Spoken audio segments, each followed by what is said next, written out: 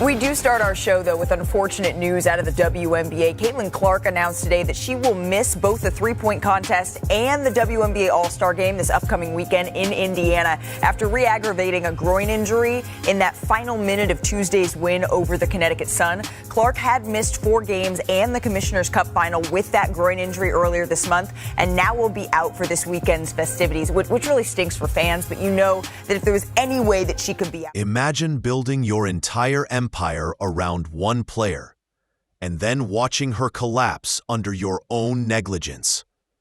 Adam Silver isn't smiling. Not this time. Caitlin Clark, the WNBA's most bankable star, just pulled out of the All-Star Game due to a groin injury, and the timing is a nightmare. This was supposed to be her weekend, her home state, her league's crown jewel. Instead, she's on the sideline, again. And while fans are disappointed, executives are panicking. Why? Because this doesn't just hurt the weekend.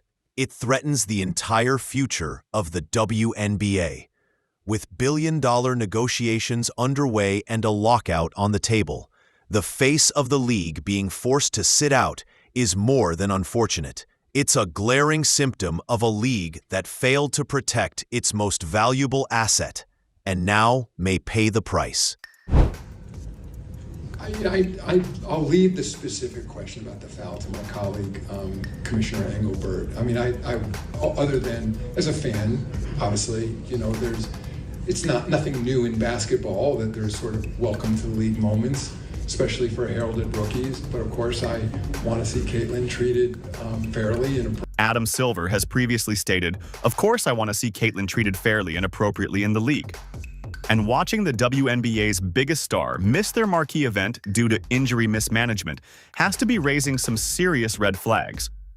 When you've got a commissioner from a partner league publicly expressing concerns about player treatment, that's not just friendly advice.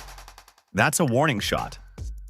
Out there, she would be. Shortly before the show, Clark released this statement through the Fever's social media account saying that she's so excited for Indiana to host WNBA All-Star this weekend, and that she says she knows that this is going to be the best All-Star yet. But she does go on to say how incredibly sad and, quote, disappointed she will not be able to participate, adding, quote, "I have to rest my body. I'll still be at Gainbridge Fieldhouse for all of the action. I'm looking forward to helping Sandy coach our team." When the NBA commissioner begins expressing public concern about another league's player safety, it's not a courtesy, it's a red flag. Adam Silver has tiptoed around it, but the message is crystal clear. Caitlin Clark isn't being treated right, fairly and appropriately, he said. And that wasn't just soft language. That was a warning in a suit and tie. Because this isn't just about Caitlin Clark missing a game. This is about the WNBA's leadership failing at the most basic responsibility, protecting the athlete, keeping their entire brand afloat. If the NBA is watching closely, and they are, this isn't an advisory. It's an ultimatum. Clean it up or we will.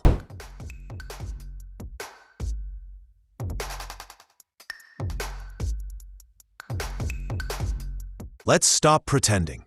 WNBA Commissioner Cathy Engelbert is not rising to the moment, she's sinking under it.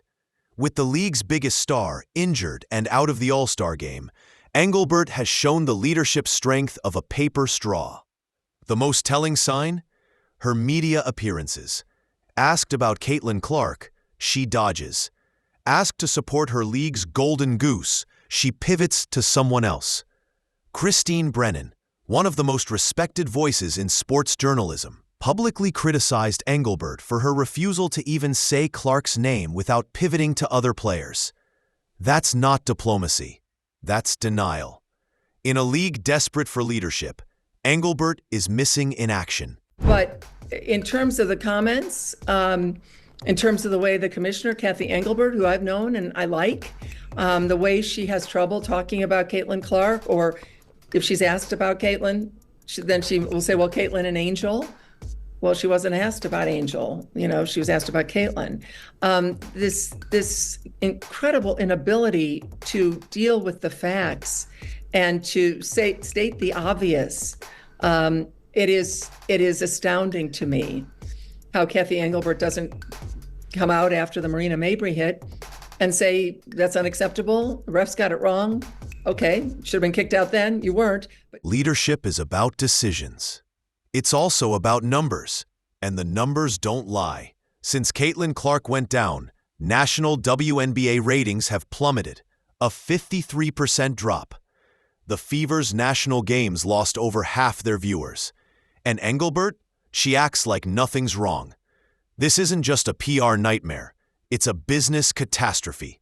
The commissioner who should be championing Clark, protecting her, investing in her health and safety, is instead watching viewership spiral without lifting a finger.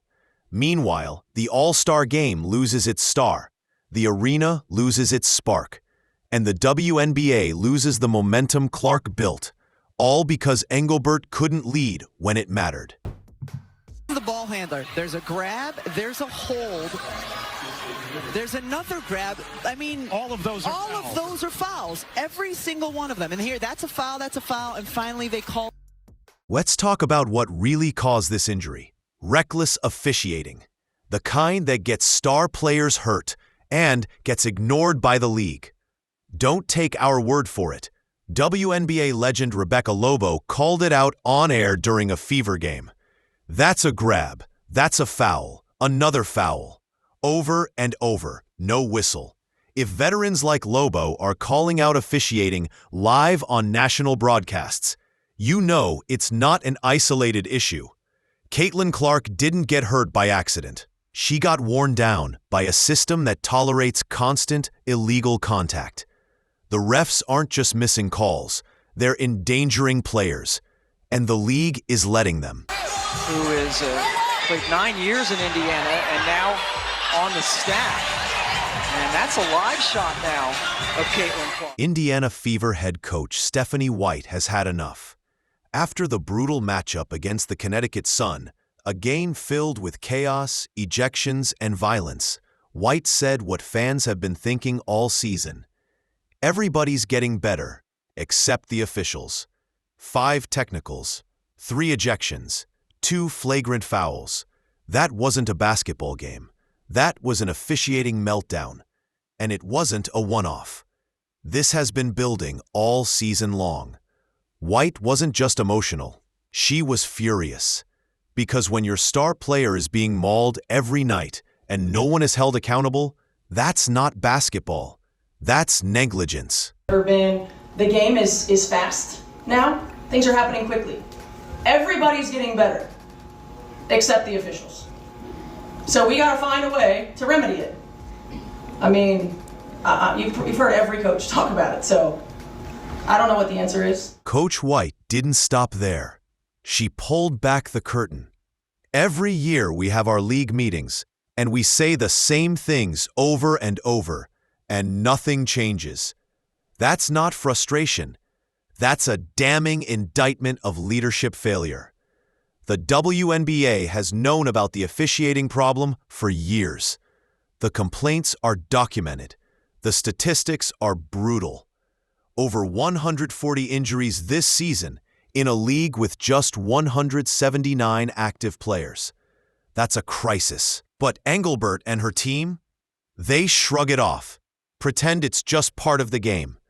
But when players are getting hurt in droves and coaches are publicly begging for change, doing nothing becomes a choice, and a dangerous one.